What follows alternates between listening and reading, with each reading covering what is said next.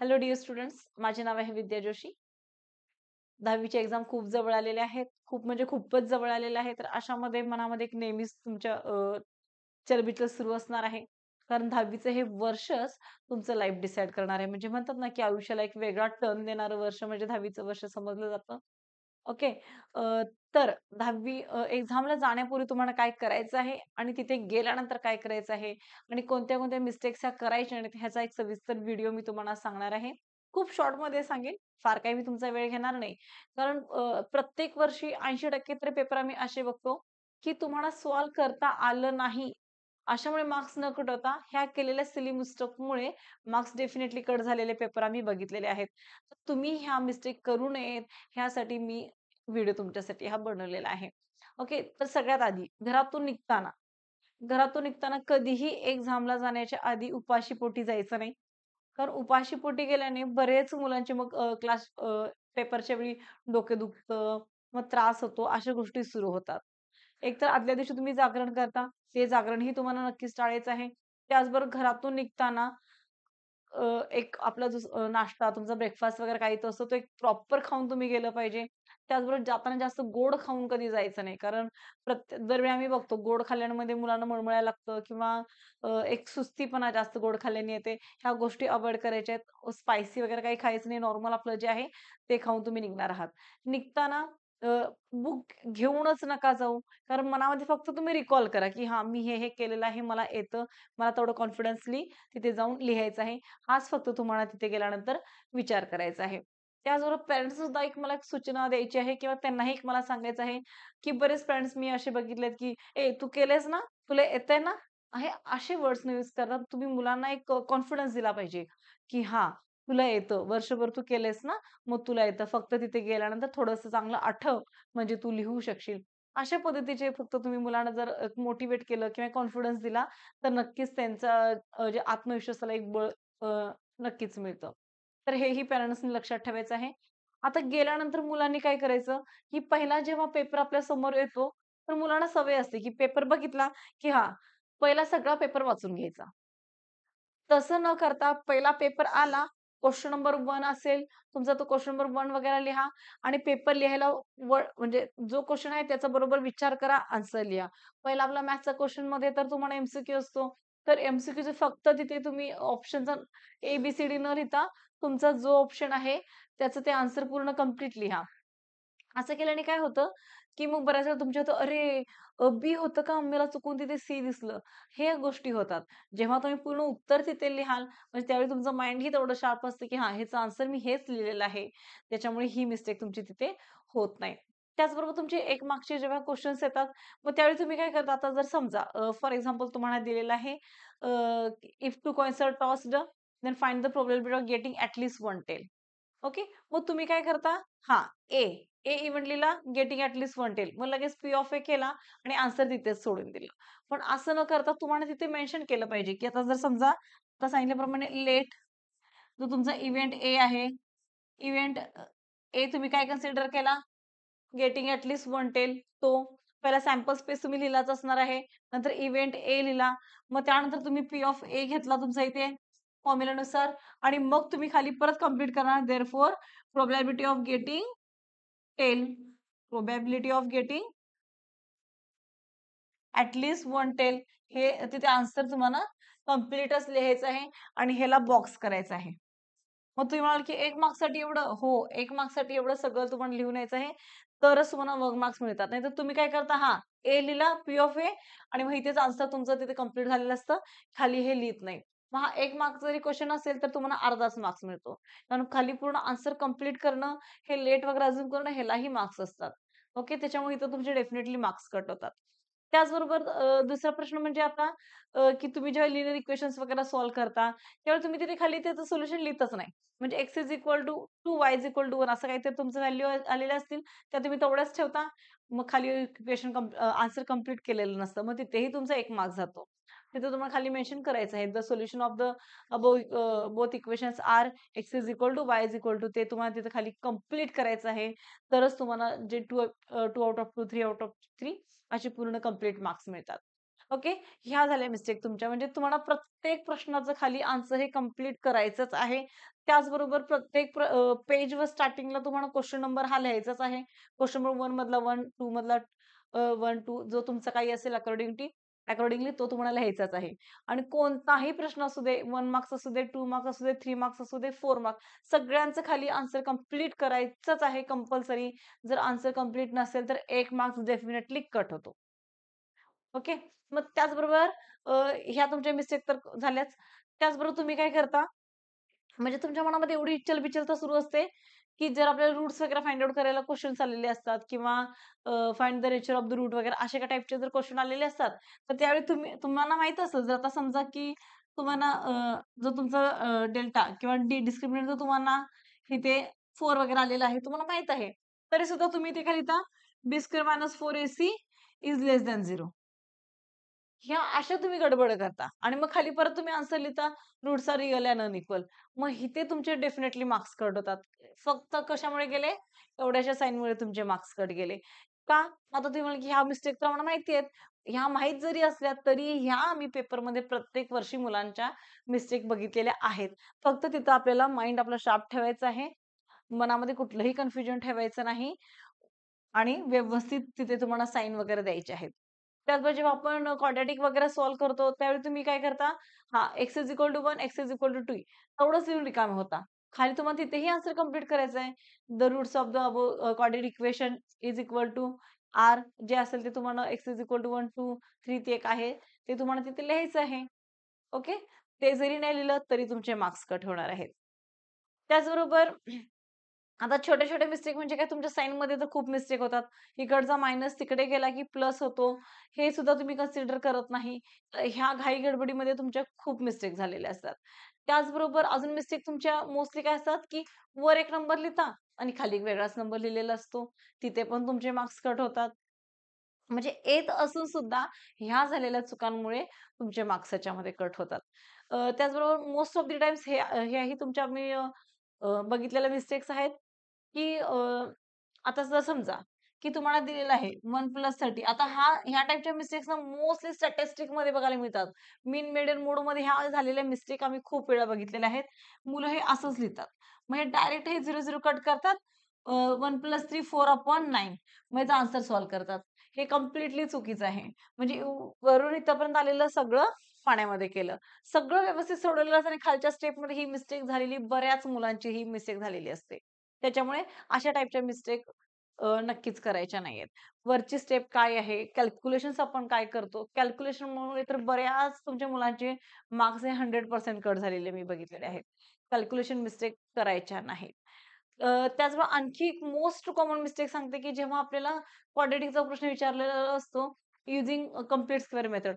त्यावेळी अल्मोस्ट तुम्ही बऱ्याच मुलांच्या मिस्टेक्स अशा झालेल्या असतात. x+2 जर होल ब्रॅकेट स्क्वेअर आपल्याला समथिंग काहीतरी इथे समजा 16 आलेलं असेल, तर तुम्ही काय करता? Direct X square is equal to 16 minus 2 मग तुमचा हा लिहिते X square is equal to 14 आणि मग तुम्ही ते खाली लिहिता X is equal to plus minus square root of 14 हे असं लिहिलेलं असतं. तर हे पण इथे म्हणजे वरून पण आलेलं हे करेक्ट, हे झालं इथे रॉंग.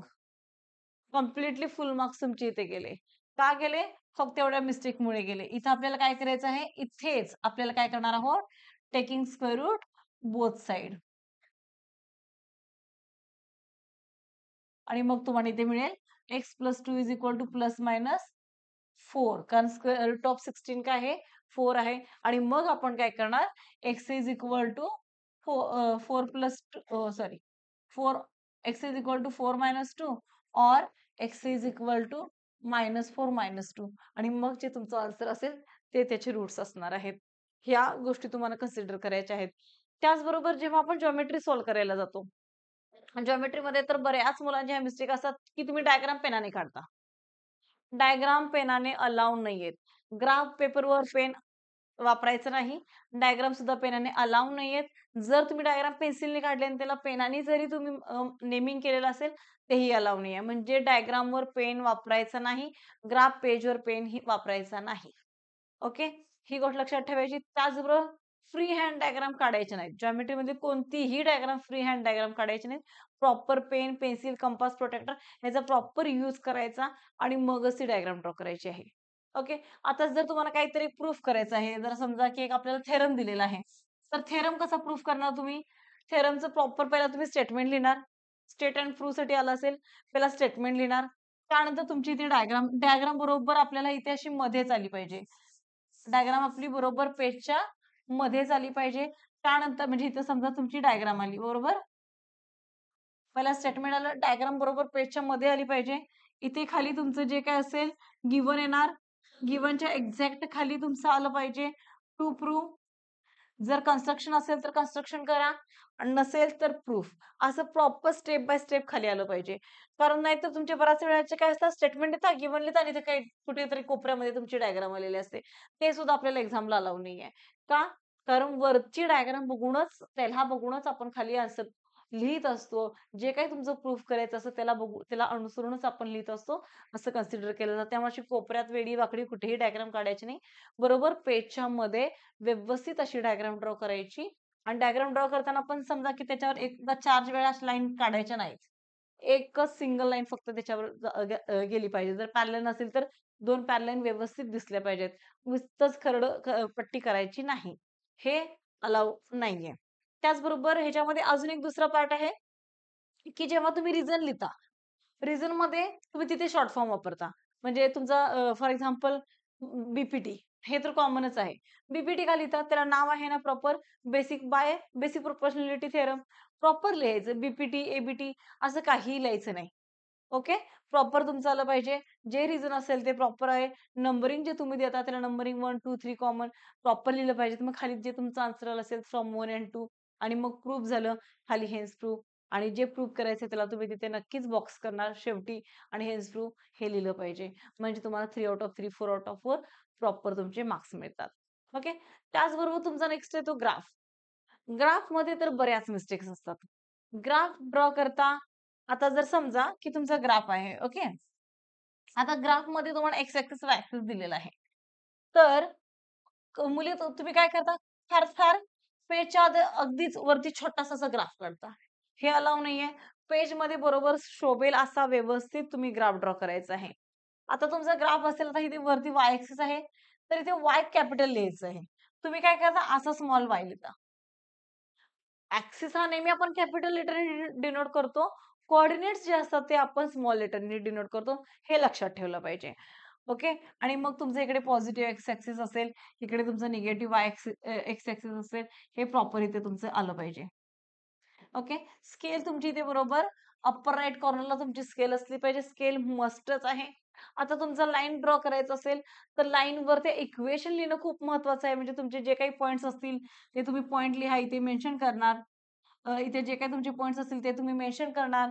जेव्हा त्याच्यामधून एक लाईन पास होईल, त्या लाईनवर इक्वेशन लिहिणं खूप महत्वाचं आहे. कारण बरीच मुलं तुम्ही इक्वेशन लाईनवर लिहितच नाही. एक्झामिनर कोणताही तुमचे पॉइंट्स चेक करून इक्वेशन कोणत्या लाईनचं कुठलं आहे हे बघत बसत नाही. डायरेक्ट त्याला क्रॉस देतो. कारण तेवढा त्याला वेळ नाही की तुमचे कुठलेही पॉइंट्स आहेत ते बघायला. ओके. त्यामुळे त्या लाईनवर कोणतीही ती लाईन असू दे तुमची X plus Y is equal to 2 जे काही आहे लाईन इक्वेशन त्याच्यावरती इक्वेशन तुम्ही लिहिलंच पाहिजे. ओके. त्याचबरोबर 2 लाईनचं इंटरसेक्शन पॉइंट आहे. तिथे खाली तुम्हाला आन्सर कंप्लीट करायचंय की हां, this is value of this is solution of both equations ते तिथं सगळं खाली लिहिलं पाहिजे. त्याचबरोबर रूल पेज असतं आपलं ग्राफवर त्याच्यावर तुम्ही पेनानं सगळं दाखवलं पाहिजे. तिथे पेन यूज करायचा. ग्राफ पेजवर नक्कीच आपल्याला नेहमीच फक्त आणि फक्त पेन्सिलच यूज करायची आहे. पेन्सिल एकदम पॉइंटेड आणि शार्प असली पाहिजे. विनाकारण एकाच लाईनवर 4 वेळा घिस असं काहीतरी काढायचं नाही. ओके. ह्या मिस्टेक्स अजिबात करायच्या नाहीत. एकच लाईनमधून प्रॉपर एकाच लाईनमधून अशी प्रॉपर तुमची लाईन गेली पाहिजे. अतिशय व्यवस्थित अशी लाईन ड्रॉ करायची आणि स्केल घेताना असं स्केल घ्यायचं, की ते पेजवर असं उठावदार दिसलं पाहिजे. नाहीतर असं कुठेतरी कोपऱ्यातच छोटंसंच गेलंय किंवा स्केल एकदम आउट ऑफ द आपल्या रेंज चालली अशी काही घ्यायची नाही. ग्राफ मध्ये एक अजून एक गोष्ट कन्सिडर करायची, की जेव्हा आपण पॉइंट्स कन्सिडर करतो ग्राफ काढण्यासाठी, त्यावेळी ते फार डेसिमलमध्ये ना जाऊ नयेत किंवा फार असे मोठे होऊ नयेत. असे छोटे-छोटे पॉइंट पण ते व्यवस्थित आपल्या पेजवर दिसावेत असेच पॉइंट तुम्ही कन्सिडर करायचे आहेत. ओके. हा झाला ग्राफचा पार्ट. सिमिलरली स्टॅटिस्टिक्सचा जो आपला ग्राफ आहे, तिथेही तुम्हाला सेमच मग तुमचा हिस्टोग्राम असेल, फ्रिक्वेन्सी पॉलिगॉन असेल, त्यालाही तुमची स्केल तशी प्रॉपरच घ्यायची. तिथेही तुम्हाला जे आपल्याला पॉइंट्स घ्यायचे आहेत तसे व्यवस्थित घ्यायचे आहेत. स्केल प्रॉपर असणे महत्त्वाचं आहे. एक्स ॲक्सिस, वाय ॲक्सिस तुम्ही जे एक्स ॲक्सिसला काय इंडिकेट केलेलं आहे हिस्टोग्राममध्ये, फ्रिक्वेन्सी पॉलिगॉनमध्ये ते तिथं खाली लिहिलं पाहिजे. इथे वरती वाय ॲक्सिसला लिहिलं पाहिजे. ह्या सगळ्या गोष्टी कन्सिडर करायच्या आहेत. कारण ह्याच्यामध्ये एकही ह्यातलं मिसिंग असेल, तर तिथे मार्क्स हा तुमचा नक्कीच कट होतो. ओके. आता त्यानंतर अजून, जेव्हा तुमचे कॅल्क्युलेशन मिस्टेक येतात. ओके. कॅल्क्युलेशन मिस्टेक कशा येतात? की आता लास्ट इयरलाच माझ्याकडे स्टुडंट होती. तिने काय केलं होतं की व्यवस्थित सगळा पेपर वगैरे लिहिला. पेपर लिहिल्यानंतर ना, जेव्हा आपण शेवटी पेपर चेक करत असतो, त्यावेळी तिला तिथं कळालं, की हां, इथं एक्स इज इक्वल टू 10 लिहायचं होतं आणि मी खाली चुकून एक्स इज इक्वल टू 100 लिहिलेलं आहे. मग वेळ झाला तर मॅम पेपर घेऊन गेल्या. ती त्यांच्या मागे-मागे गेली, की "मॅम जरासं मला पेपर देता का?" तर मी आता पेपर तुम्ही घेत होता तेव्हा माझी नजर पडली त्याच्यावर. चुकून मी तिथे एक्स इज इक्वल टू 100 लिहिलेलं आहे. तर त्या मॅम बोलल्या, त्या ज्या सुपरवायझर होत्या मॅम, त्या मॅम बोलल्या, की "नाही बाळा, हे आम्ही अलाऊ नाही करू शकत. तुला परत पेपर देणं हे माझ्या रूलच्या बाहेर आहे. कारण सीसीटीव्ही कॅमेराज असतात. तर हे मी डेफिनेटलीच नाही करू शकत." तर म्हणली, "जे असेल ते असेल." त्याने पेपर तो घेतलाच. तिला काही पेपर रिटर्न दिला नाही. पण ज्यावेळी रिझल्ट आला, त्यावेळी तेच बरोबर 3 मार्क्स त्याच्या एक्झाममधले कट झाले होते आणि तिला बरोबर 97 मार्क्स मिळाले होते. म्हणजे एवढ्या छोट्या-छोट्या मिस्टेकमुळेही तुमचे पूर्ण 3चे 3 मार्क्स जाऊ शकतात. त्यामुळे कॅल्क्युलेशन्स ह्या व्यवस्थितच असाव्या आणि त्याचबरोबर जेव्हा तुम्ही ॲक्टिव्हिटी करता, ॲक्टिव्हिटीमधले पण तुम्ही काय करता, जे मिसिंग आहे ते व्यवस्थित लिहिले पाहिजेत. प्रॉपर लक्ष ठेवलं पाहिजे, की हां, ह्या स्टेप तुमच्या नव्हत्या त्यामध्ये. मी त्या लिहिलेल्या आहेत. ज्या step fill in the blanks ज्या ॲक्टिव्हिटी आपल्याला करायच्या होत्या, त्याच्यामध्ये बरोबर खाली अंडरलाईन केलंय का पेन्सिलनी, ह्या सगळ्या गोष्टी कन्सिडर केल्या पाहिजेत. कारण तुम्ही त्या गोष्टी कन्सिडर करत नाही. एखादी जरी त्यातली लाईन मिसिंग असेल, तरी सुद्धा तुमचे तिथले 1-1 मार्क्स कट होतात. म्हणजे अशा छोट्या-छोट्या मिस्टेकमुळे तुमचे मार्क्स डेफिनेटली कट होतात आणि हे प्रत्येक वर्षीच अल्मोस्ट आतापर्यंत 80% पेपर तर आम्ही असेच बघतो, की त्याच्यामध्ये येत नाही मार्क्स जात नाही, तर ह्या अशा केलेल्या चुकांमुळे तुमचे मार्क्स जातात. ओके. तर ह्या चुका तुम्ही करू नका. पेपर अतिशय व्यवस्थित लिहा. तुम्हाला सगळं काही येतं. फक्त कॉन्फिडन्सली जावा. पेपर व्यवस्थित लिहा. पुढचे क्वेशन्स बघू नका. जसे येतील तसे क्वेशन तुम्ही लिहीत जावा आणि अ, अ, ह्याचा काय परिणाम होतो, की पुढचा क्वेशन आपण वाचतो आणि मग पहिला जेव्हा पेपर हातात येतो, जेव्हा आपण सगळाच पेपर रीड करतो, तेव्हा आपल्या डोक्यामध्ये नेहमीच सुरू असतं, "अरे, तो क्वेशन मधला 4 कसा करू मी? क्वेशन 4 मधला 2 कसा करू मी?" हेच डोक्यामधलं सुरू असतं. त्यामुळे जे आधीचा पेपर आहे ते आधीचे क्वेशन्स आहेत त्याच्यावर असा परिणाम होतो. त्याच्यामुळे पुढचा पेपर न बघता पेपर आपल्या हातात आला, की फ्रॉम द बिगिनिंग लिहायला सुरुवात करायची आहे. आणि टाईम असा लावायचा, की पहिल्या 1 तासामध्ये तुमचे 3 प्रश्न कंप्लीट झाले पाहिजेत. कारण नंतर आपल्याला 4-5 साठी एक 45 मिनिट्स तुम्ही देणार. ओके. फार तर फार 1 तास 5 मिनिटामध्ये तर पहिले 3 प्रश्न तुमचे कंप्लीट झालेच पाहिजेत. कारण शेवटच्या प्रश्नांना तुमच्याकडे तेवढा पुरेसा वेळ असला पाहिजे. तिथे तुम्हाला खूप विचार करायची गरज लागते. ओके. आणि त्याचबरोबर शेवटचे 10 मिनिटे म्हणजे 1 तास 50 मिनिटामध्ये तुमचा पेपर हा कंप्लीट झालाच पाहिजे, असं तुम्ही कन्सिडर करायचं. असं टाईम लावूनच तुम्ही तो पेपर लिहायचा आहे. आणि शेवटच्या 10 मिनिटामध्ये फक्त पूर्ण कॉन्सन्ट्रेशन करून व्यवस्थित पेपर चेक करायचा आहे. ओके. ह्या माझ्या तुम्हाला टिप्स आहेत. त्या तुम्ही नक्कीच फॉलो कराल म्हणजे तुमचा कुठेही एकही मार्क जाणार नाही. जर तुमचा प्रश्न उत्तर बरोबर असेल, तर तुम्हाला फुल आउट ऑफ फुल मार्क्स मिळणार म्हणजे मिळणार. Okay. And all the best. व्यवस्थित पेपर लिहा.